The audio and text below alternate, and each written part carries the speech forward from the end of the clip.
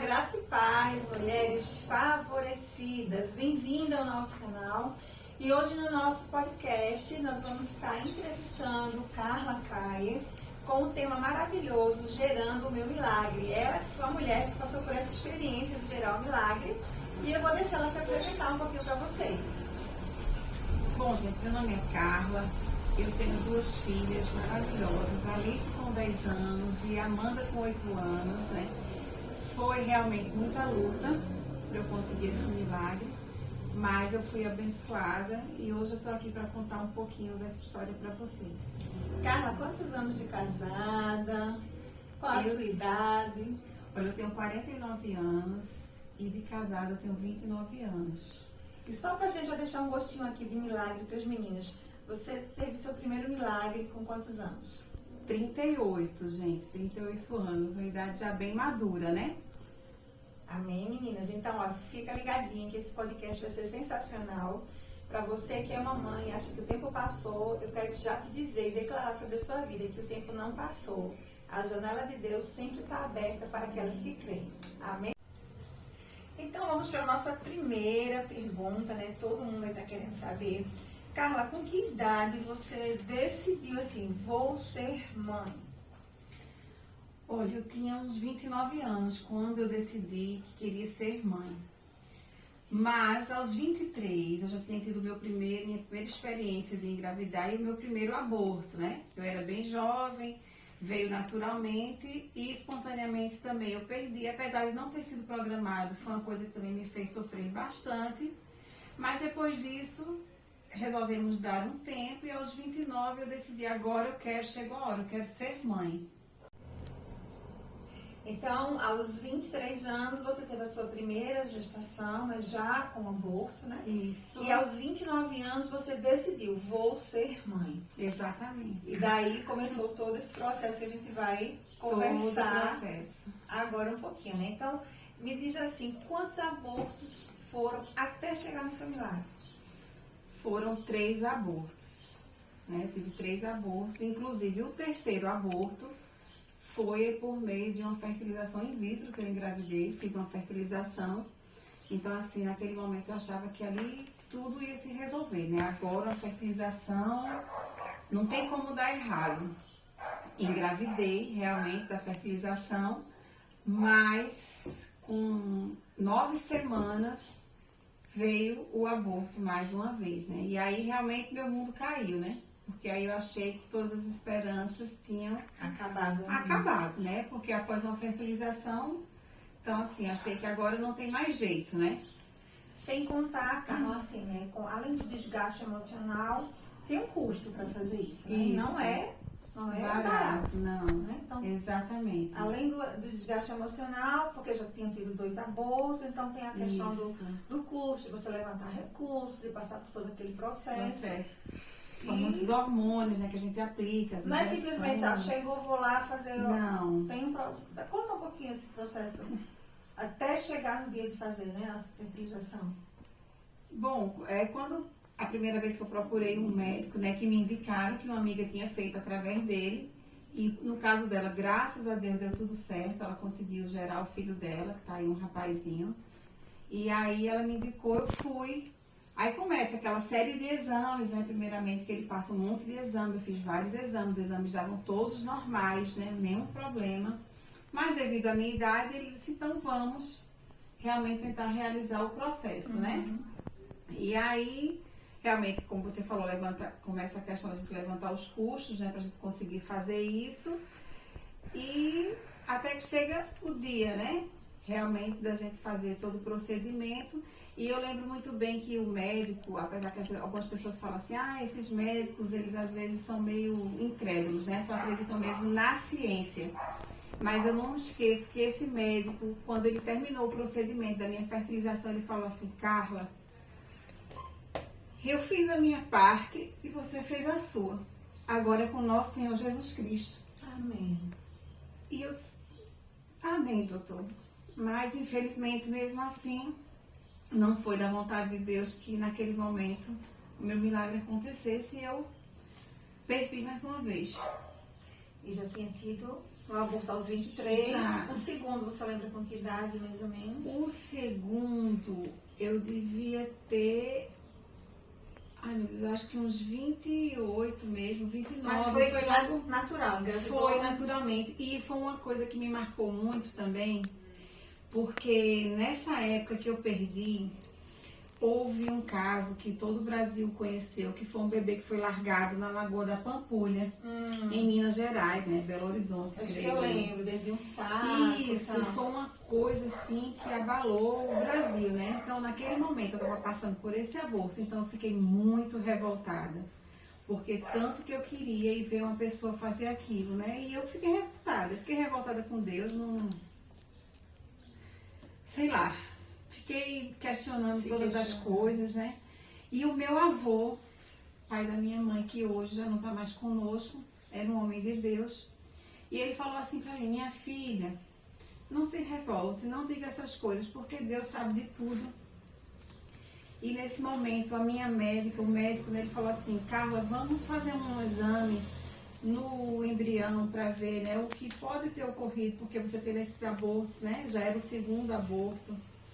E aí, quando a gente fez, a gente descobriu que o bebê, ele tinha síndrome de Edwards, que é uma síndrome assim até meio rara. Normalmente, quando nasce, só vive até os 15 anos. E é uma coisa muito triste, sabe? Se vocês pesquisarem, vocês vão ver que é uma coisa muito triste. E aí eu tive um aborto espontâneo, porque a maioria das mulheres, quando engravidam de um bebê com essa síndrome, elas realmente têm aborto espontâneo. E acabou que eu tive esse aborto espontâneo e depois eu vim entender, né? Por quê, né? Que na verdade Deus estava me dando, de certa forma, um livramento, porque esse é um sofrimento para mim, para a criança e para toda a família, né? Então, quando meu avô falou isso, depois que saiu o resultado do exame, eu entendi, né? Que realmente não, a gente às vezes questiona, fica revoltado, mas não devemos fazer isso, né? Deus sabe de tudo mesmo. Exatamente. E a fertilização, você já contou a história um pouquinho, mas você lembra com que idade foi já? A fertilização eu já tinha 35 anos. Foi em 2010 a fertilização. Eu tinha acho que 36 anos por aí a fertilização. Foi em 2010. Não teve sucesso. Também não tive sucesso. Então, Carla, depois desse processo, né, de 3 abortos, da fertilização, não deu certo. Você volta para o médico, e aí, o que é que o médico te fala? O que é que a medicina diz para você? Qual a orientação que ele dá? Olha, mesmo diante de todo esse quadro, né, de eu ter vários abortos, assim, todos os exames que eu fazia não davam nenhum problema. Meu marido também, até esqueci de falar que antes mesmo da fertilização, ele também fez alguns exames e chegou a fazer até uma cirurgia, que é uma cirurgia de varicocele, né, que isso também atrapalha a ter filhos. E mesmo depois de tudo isso, a gente fazia os exames, tudo dava normal. Então a gente ficou em tentar se capitalizar para tentar fazer de novo uma fertilização, ou até mesmo adotar, né? Eu pensava também em adotar.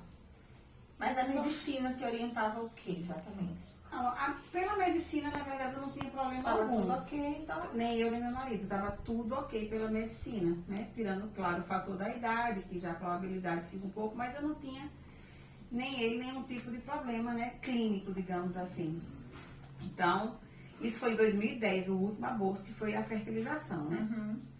E de 2010 em diante, a gente não fez mais nenhum tipo de tratamento, né? Ficamos realmente tentando, orando. Minha família orava muito, né? Realmente foi muita oração. Inclusive, não sei se eu posso citar aqui.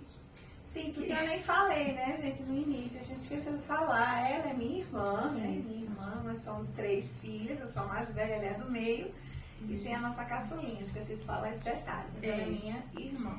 Então, Sheila, né, que está me entrevistando, que é a minha irmã, é uma mulher de Deus há muitos anos, graças a Deus. Amém. E foi muita oração dela e de toda a família, eu também, claro. Mas assim, houve um culto na igreja da minha irmã, onde veio uma pessoa fazer uma pregação de cura, né? Alguma coisa assim. Pastor americano, um pastor. assim. E nesse momento ele pediu que quem tivesse alguma coisa, assim, algum problema de saúde, alguma coisa, que se levantasse, fosse lá à frente, né, do púlpito, do altar, que ele iria orar. E aí ela foi, né, pensando em mim, né, segurou o ventre dela e fez ali o pedido todo voltado para mim. E durante a oração desse pastor, ela sentiu, né, alguma coisa assim. Sim, realmente assim, eu passei, né, por um processo de libertação, né, assim, no útero mesmo, né, e meu esposo estava presente também, e o pastor queria para ele colocar a mão no meu ventre e pensarmos nela. E naquele momento ali, meu útero queimava muito, as mãos do meu esposo queimava, e eu lembro que nós dois, a gente suava, que pingava assim, o suor. Realmente a gente sabia que algo sobrenatural estava acontecendo naquele momento. E até então, Carla não sabia de nada, né? Então teve realmente, né, essa intervenção divina sobrenatural, gente. Realmente, isso era por volta já de 1h da manhã, né, de madrugada na igreja. E realmente foi sobrenatural isso aí. Verdade. E aí, em 2012, né, sem eu esperar, eu engravidei do meu primeiro milagre, chamado Alice, né? Então foi muita alegria, mas ao mesmo tempo eu me sentia muito insegura, porque eu achava que ia qualquer tempo eu poderia perder. Então eu tinha medo de espirrar, de tossir, eu andava bem devagar, parecendo que estava assim, ó, recém-operada, né? Uma loucura, porque eu tinha medo de tudo. Até que, nesse mesmo ano de 2012, no 31 de dezembro, eu fui passar a virada do ano na igreja dela. E lá, durante o culto, o pastor fez uma pregação, que eu nunca vou esquecer, que era assim, sobre a passagem que fala assim: deleita-te no Senhor teu Deus, e Ele satisfará os desejos do seu coração. Só que para ele explicar isso, ele não sabia que eu estava grávida, porque eu não quis que ninguém contasse, porque eu só queria contar depois do primeiro trimestre, né? Então, só minha família mesmo que sabia. Então, quando ele, para pregar e sair para explicar, ele falou, entre outras coisas, eu não posso esquecer que ele falou assim: primeiro na nossa vida, em tudo que a gente quer na nossa vida, primeiro a gente tem que ter a gestação, né? A gente vai gestar aquilo que a gente está desejando ter, para depois a gente dar à luz. Então creia que este ano você dará à luz ao desejo do seu coração. Então quando ele disse isso, eu disse, pronto, Senhor, agora eu sei, é agora. Então assim, todo o meu medo de perder, né, o bebê, de ter outro aborto ali, ele encerrou, né? Veio aquele alívio, né? Veio. E aquela confirmação do Veio. Senhor. Exatamente. Agora sim, né? É chegado o tempo e vai acontecer. E aí veio a Alice. Aí veio a Alice, meu primeiro milagre, né? Foi um saudável, dia muito a gestação especial. foi tranquila. Amém. Tudo tranquilo. Não teve nenhum nada. problema.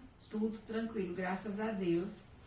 E depois de Alice, eu falei assim, Senhor, agora eu não vou mais, né, aperrear o Senhor pedindo mais nada na minha vida.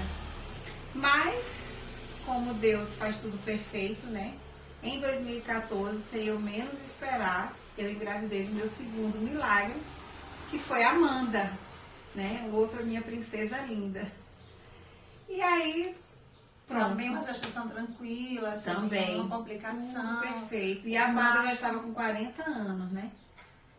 E foi tudo perfeito. Tudo perfeito. As meninas também nasceram com saúde, saudáveis, tudo normal, sem nenhum tipo de problema. Sem nenhum tipo. E eu lembro que eu costumava dizer para ela assim, né, que a primeira gestação foi um grande milagre e a segunda foi um infinitamente mais de Deus. Porque a Bíblia nos conta isso, né, que Deus ele faz infinitamente mais aquilo que pedimos ou que pensamos. Eu queria que você deixasse uma mensagem aí para tantas mulheres que vão ser alcançadas por esse vídeo. Mulheres que já têm mais de 40 anos, né, que já dizem assim, não tem mais o que fazer. Estou com meus 40 anos, agora acabou, é o fim. E você é prova viva de que não é o fim. Então, o que você diria para essas mulheres? Bom, gente, eu sei que não é fácil, né? Agora que eu já tenho os meus milagres, fica até mais fácil falar. Mas durante todo o processo, realmente é difícil. Por mais que as pessoas cheguem pra gente e digam, ora, creia em Deus, é difícil. Quando a gente tá vivenciando realmente aquele problema, né? E ainda acontece algumas coisas no percurso de algumas pessoas que são enviadas para nos deixar ainda piores, né? Que ficam sempre fazendo perguntas inconvenientes, já sabendo de toda a situação que a pessoa está vivendo e mesmo assim existem essas pessoas, infelizmente. E isso deixa a gente cada vez pior. Mas, gente, não tem outro caminho.